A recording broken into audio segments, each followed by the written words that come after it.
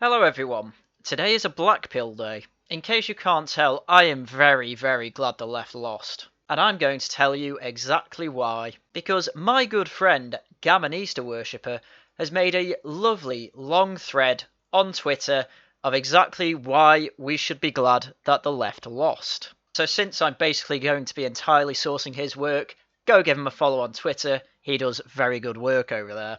And while you're over there, you may as well follow me if you don't as well. So without further ado, let's find out exactly why we should thank God that the left lost. So according to the 2017 Liberal Democrat Manifesto, diesel cars would be banned if Haryan is elected. And since Boris Johnson has been elected, he also wants to speed up ban on petrol and diesel cars. Thank God the left didn't get in. And if you think that's bad, well, Labour vowed to ban junk food adverts during X Factor and Hollyoaks in 2017, a plan Boris Johnson took and decided to put forward. Before 9 PM now, in a bid to tackle obesity, junk food adverts are banned, as is adverts for bloody mustard. Thank God the left lost. Well now, why don't we go further back? Blair takes on the Pope by backing gay marriage. All the way back in 2012, after Blair converted to Catholicism, he decided to forget all their doctrine and back gay marriage. Something that David Cameron brought in, and that in 2019 he would actually call his proudest moment. Because of course, conserving the sanctity of marriage wouldn't be something that we'd expect a Conservative to do. Thank God the left lost. Well, Tony Blair's legacy of making Britain into a migration state was something that I think a lot of people had on their minds as a bad thing. So the Tories were voted in to oversee migration into Britain from outside the EU, hitting the highest level ever earlier in the year. Thank God the left lost. Well, it can't get much worse, can it? In the last election, Corbyn planned to raise $83 billion in extra taxes from big business and higher earners to fund the most radical spending plans for his full communism. Luckily, current Chancellor Rishi Sunak said, I'm going to cut $23 billion off that and do the exact same thing. Thank God the left lost. Well, moving on from that, as usual, Corbyn was calling for diversity in Welsh Labour leader race, and this got so ridiculous that the Welsh are now planning for a Welsh Black History Year to celebrate the 3 black Welsh people in existence. But luckily the Tory Home Secretary and ex-real Queen, Priti Patel, wants more diversity and compassion at the UK Home Office. Thank God the left lost.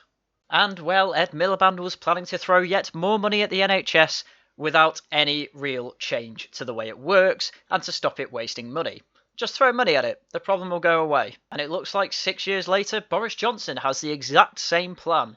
Don't change anything to do with the NHS, just keep throwing billions upon billions of pounds at it and hope it all works out. Thank God the left lost. Well, since immigration's a hot button issue, let's talk about that again.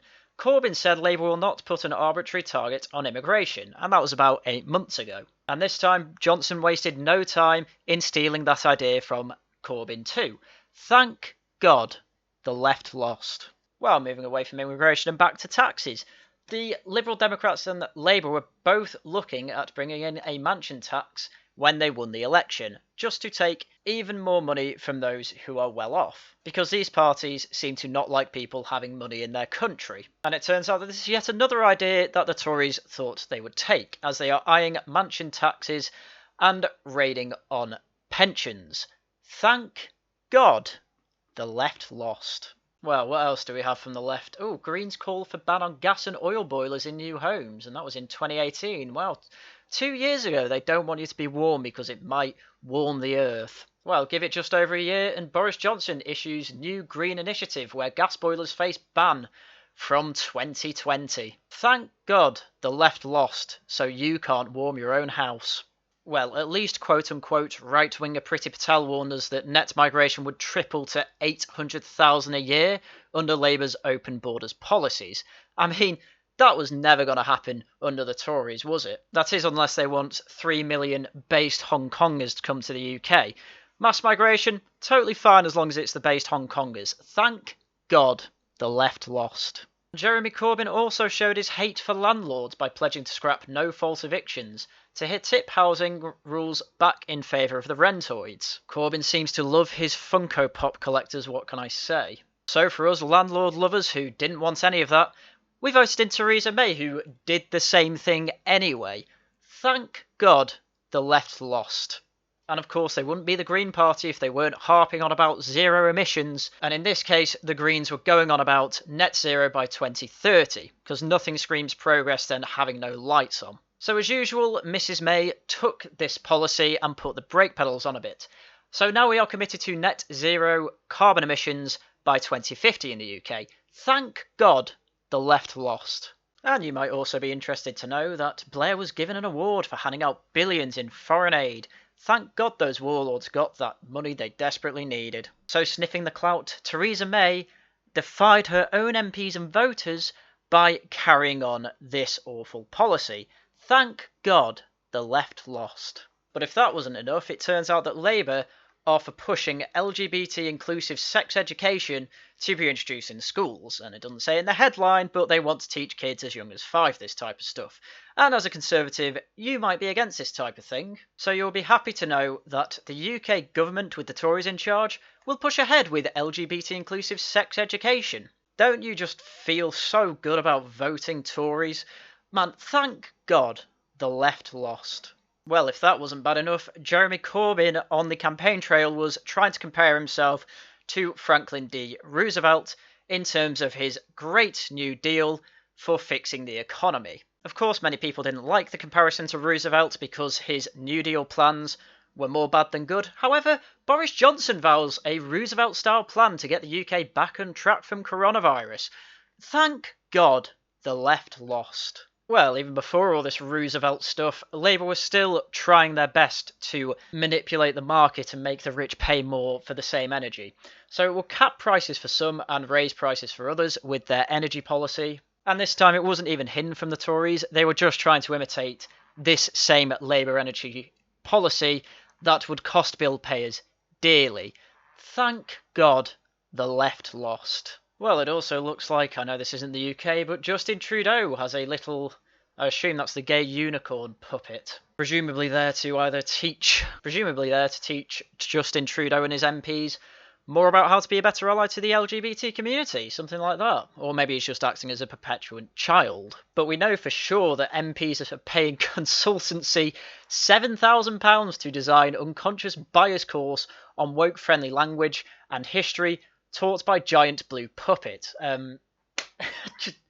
Thank God the left lost. And, well, the Lib Dems had plans to introduce one of the world's most extreme abortion laws in the UK.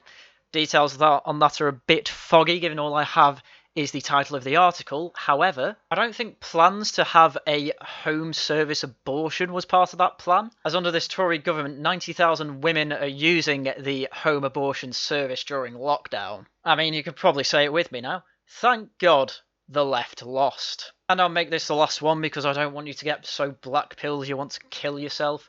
Jeremy Corbyn reiterates plan for 4 new public holidays, including St George's Day, because nothing improves the economy more than letting your workers off an extra 4 days a year. And what do the Tories go and do? They plan a Neighbour Day bank holiday. And the idea of this was to celebrate the work of volunteers and bring together communities, which was the exact same plan that Jeremy Corbyn had for the 4 extra holidays.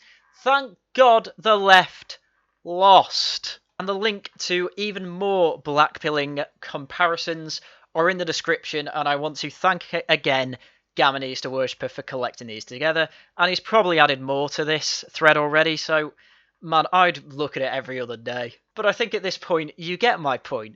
When people say that the Tories are just Labour on the brake pedal or going the speed limit, they are absolutely right. Absolutely everything put forward by the left seems to, at some point in the future, be put forward as an idea by the Tories. And when it was something Blair was saying under his prime ministership, it took maybe 5 to 10 years for the Tories to implement that idea.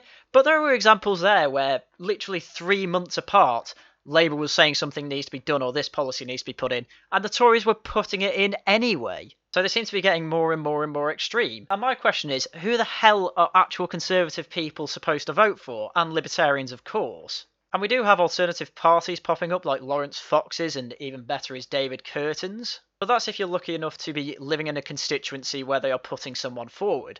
The rest of us have to deal with left-wing or not so left-wing Tories. What the hell do we do? Apparently all we can do is wait and see. Man, I can see why people get clear-pilled. There just seems to be no hope for right-wing politics at this point, but, well, I'm ever so optimistic as usual. But anyway, that's all I had for today. I hope you enjoyed the Black Pills. So, as usual, thank you very much for watching, and until next time, goodbye.